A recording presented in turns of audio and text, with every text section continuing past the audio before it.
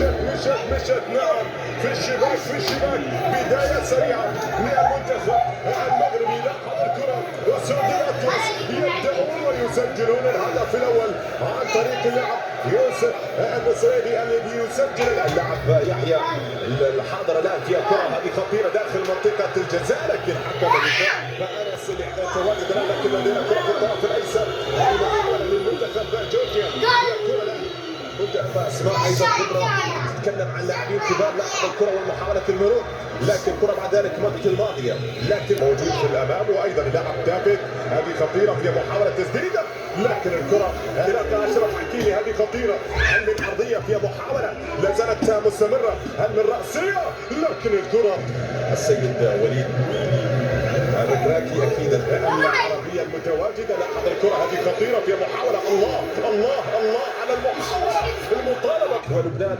في ملعب نادي شرطه الدبي، واكيد هذه المباريات الكبيره التي تقام. ياسين في الموعد لا زالت مستمره، لا زالت قائمه الان، لكن الكره عادت الان في الطرف الايمن العرضيه في اللاعب يوسف. نعم يحاول، لكن هنا انطلاقه في محاوله، لكن يا سلام على قاطع الطريق جورجيا.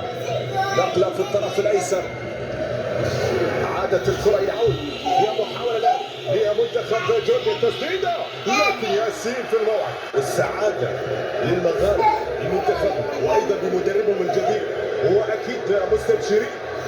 حكيم زياش يلعبها خطيره، هذه محاوله لا زالت مستمره، هل من عرضيه في مكان المحاوله، لكن المنتميه لمصلحه المنتخب المغربي في الطرف الايمن. هذه خطيره، هل من تسديده، لكن بعد الحارس الطرف الايمن علاقه اماميه. لاحظ الكره والمحاوله. اوتا جورجي يحاول جيما ماردا يبعد الكره الماضي. لاحظ الكره والمحاوله والتسديده من جانب منتخب مصر. لاحظ الكره والمحاوله.